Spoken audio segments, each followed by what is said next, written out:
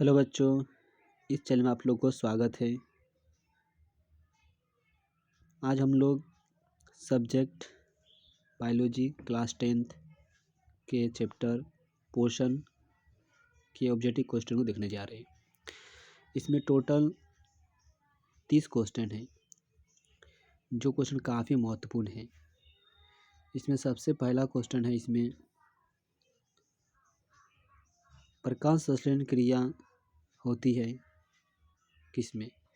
तो हरे पौधों में प्रकाश संश्लेषण क्रिया होती है, क्योंकि हरे पौधों में क्लोरोफिल पाई जाती है और क्लोरोफिल सूरज की किरणें को अवशोषित करके पानी के अणु को तोड़ते हैं। ये पानी के अणु जब टूटती है तो इसमें बनता है हाइड्रोजन गैस और ऑक्सीजन बनता है। ये ऑक्सीजन बाहर निकल जाती है और ये हाइड्रोजन गैस कार्बन डाइऑक्साइड से अभिक्रिया करके ग्लूकोज बनाती है, जो ग्लूकोज पेड़ पौधे अपने लिए रखते हैं। उसके साथ साथ बाकी भागों में भी पहुंचाते हैं। तो प्रकाश संश्लेषण क्रिया हरे पौधे करते हैं, क्योंकि हरे पौधों में क्लोरोफिल पाए जाते हैं, जिसको हम लोग पर्णहरित कहते हैं। उसके बाद नेक्स्ट क्वेश्चन है, इसमें ग्लूकोज के एक अणु में ऑक्सीजन के कितने परमाणु होते हैं? तो हम लोग जानते हैं ग्लूकोज का जो फार्मूला होती है वह C6H12O6 होती है। तो यहाँ पर 6 परमाणु होती है ऑक्सीजन की। तो करेक्ट ऑप्शन बी होगा। उसके बाद नेक्स्ट क्वेश्चन है, इसमें मनुष्य और अन्य मांसाहारी जीव निम्नलिखित में किसका पाचन नहीं कर पाते हैं? तो मनुष्य और अन्य मांसाहारी जीव जो होते हैं वह सेलुलोज का पाचन नहीं कर पाते हैं, सेलुलोज। उसके बाद नेक्स्ट क्वेश्चन है, इसमें निम्न में से परजीवी पादप का उदाहरण क्या है? परजीवी का मतलब होता है जो दूसरे किसी शरीर में रहकर अपना जीवन यापन करती है, उसे परजीवी कहते हैं। तो कसकुट्टा एक ऐसा पादप है जो दूसरे किसी पौधे के ऊपर रहकर अपना भोजन प्राप्त करते हैं, इसलिए इसमें कसकुट्टा आएगा, जिसको हम लोग अमरलता कहते हैं। कसकुट्टा का दूसरा नाम होता है अमरलता, जिसको हम लोग अमरबेल भी कहते हैं। अमरबेल या अमरलता भी कहते हैं, अमरलता।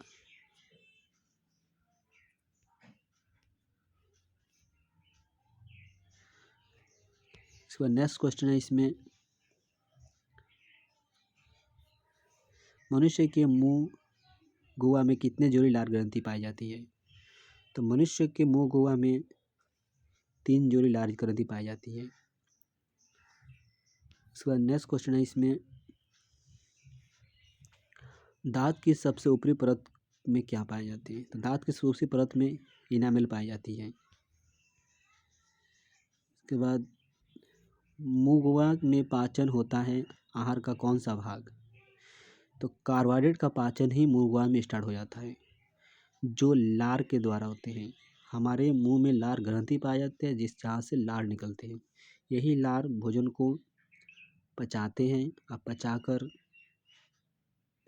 हमारे शरीर के आमाशय में वो पहुंचाते हैं। तो भोजन में सबसे पहले कार्बोहाइड्रेट ही पचते हैं, जो मुंह से पाचन स्टार्ट होते हैं। तो मुंह में पहला पाचन कार्बोहाइड्रेट का होता है, जो सलाइवा द्वारा होता है, जिसे हम लोग लार कहते हैं। उसके बाद नेक्स्ट क्वेश्चन, स्वपोषी पोषण के लिए आवश्यक है। तो स्वपोषी पोषण के लिए आवश्यक पर्णहरित, जिसे हम लोग क्लोरोफिल कहते हैं, सूर्य का प्रकाश, कार्बोहाइड्रेट, इनमें से सभी होगा। तो करेक्ट ऑप्शन होगा डी। तो नेक्स्ट क्वेश्चन है, इसमें प्रकाश संश्लेषण क्रिया में ऑक्सीजन बाहर निकलता है। तो प्रकाश संश्लेषण क्रिया में ऑक्सीजन बाहर निकलता है जल से, क्योंकि जल टूटता है तो उसी से ही ऑक्सीजन बाहर निकलते हैं और हाइड्रोजन गैस कार्बन डाइऑक्साइड से अभिक्रिया करके ग्लूकोज बनाते हैं। यहाँ पर ऑक्सीजन गैस बाहर निकल जाते हैं वाटर के थ्रू। नेक्स्ट क्वेश्चन है यहाँ पर मैग्नीशियम पाया जाता है क्लोरोफिल में। ये काफ़ी इंपॉर्टेंट क्वेश्चन है ये। मैग्नीशियम क्लोरोफिल में पाए जाते हैं।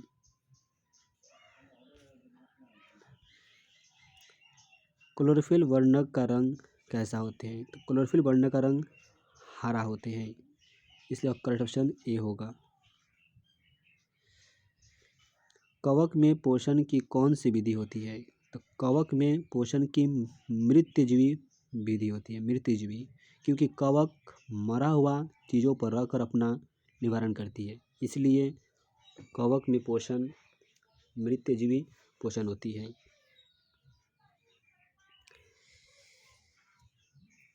पत्तियों में गैसों का आदान प्रदान कहाँ होता है?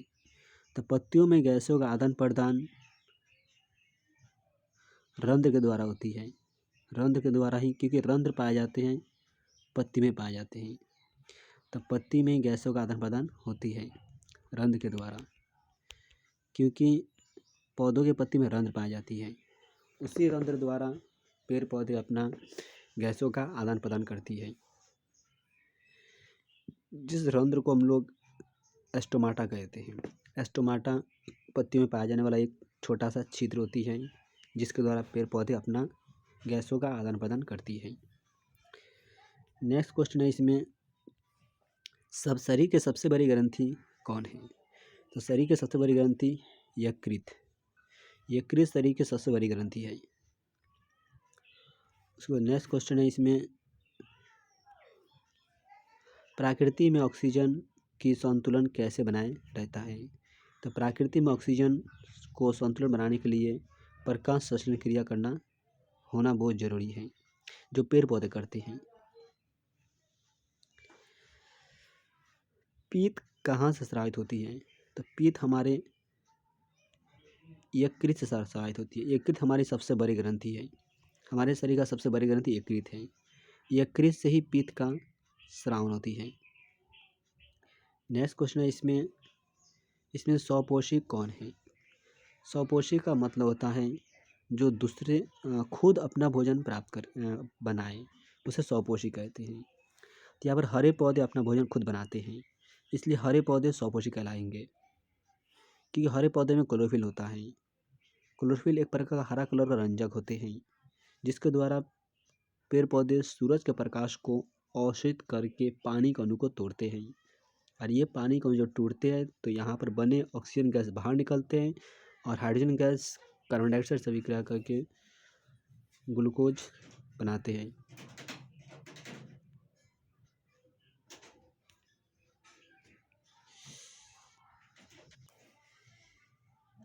नेक्स्ट क्वेश्चन है इसमें, यह आहरनाल का सबसे लंबा भाग कौन है?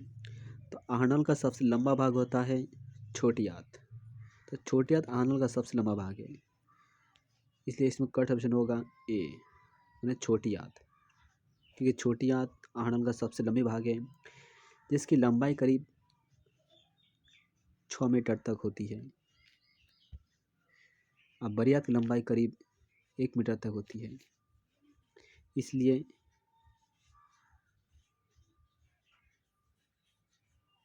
आहरनाल छोटी आंत की सबसे बड़ी भाग है।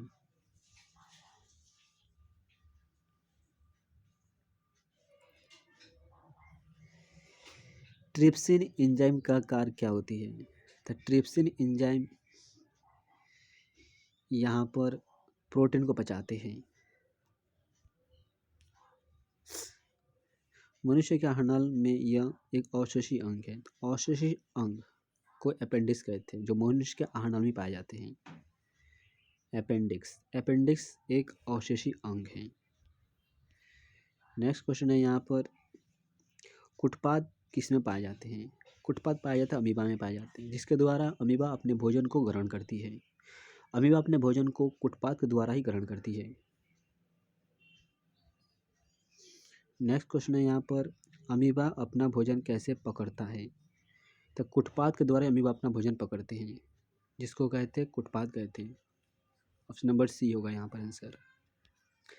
नेक्स्ट क्वेश्चन है यहाँ पर, कौन सा एंजाइम वसा प्रक्रिया करते हैं? तो वसा प्रक्रिया करने वाले एंजाइम को लाइपेज कहते हैं। तो लाइपेज ही वसा प्रक्रिया करते हैं। उसके बाद नेक्स्ट क्वेश्चन है यहाँ पर, जब किसी अभिक्रिया के समय किसी पदार्थ में ऑक्सीजन की वृद्धि होती है तो उस अभिक्रिया को हम लोग उपचयन अभिक्रिया कहते हैं। ऑक्सीजन जुड़ रहा है तो ऑक्सीजन जिसमें जुड़ता है उसे उपचयन अभिक्रिया कहते हैं। उसके बाद नेक्स्ट क्वेश्चन है इसमें, अम्ल का पीएच का मान कितनी होती है? अम्ल का पीएच का मान 7 से कम होती है, क्योंकि 7 से अधिक होती है तो उसे क्षार कहते हैं, 7 से कम होती है तो उसे अम्ल कहते हैं, अगर 7 होती है तो उसे उदासीन कहते हैं। उसके बाद नेक्स्ट क्वेश्चन है इसमें, सभी जीव जंतु के लिए ऊर्जा का अंतिम स्रोत क्या है? तो सभी जीव जंतु के लिए ऊर्जा का अंतिम स्रोत सूर्य है, क्योंकि सूर्य ही ऊर्जा का सबसे बड़ा स्रोत है। नेक्स्ट क्वेश्चन है इसमें, ग्लूकोज का रासायनिक सूत्र क्या होते हैं? तो ग्लूकोज का रासायनिक सूत्र C6H12O6 होती है। तो इसमें करेक्ट ऑप्शन होगा सी नंबर। नेक्स्ट क्वेश्चन है इसमें, अमीबा में अधिकांश पोषण कैसे होते हैं? तो अमीबा में पोषण क्रिया अंतःग्रहण द्वारा होती है, पहले वो ग्रहण करती है उसके बाद पचाती है। नेक्स्ट क्वेश्चन है यहाँ पर, किसको उपस्थिति के कारण पौधे का रंग हरा होता है? तो क्लोरोफिल के कारण पौधा रंग हरा होता है। उसके बाद नेक्स्ट क्वेश्चन है इसमें, हाइड्रा में क्या पाए जाते हैं? तो हाइड्रा में तंत्रिका पाए जाते हैं, जिसके द्वारा हाइड्रा अपने वातावरण को सेंस करती है। तंत्रिका के द्वारा ही अपने वातावरण को वो सेंस करते हैं। तो हाइड्रा में तंत्रिका पाए जाते हैं। तो ये 30 ऑब्जेक्टिव क्वेश्चन जो बिहार बोर्ड 2025 के लिए काफ़ी महत्वपूर्ण है, इसको आप लोग ध्यानपूर्वक देखिएगा और इसको याद कर लीजिएगा। धन्यवाद।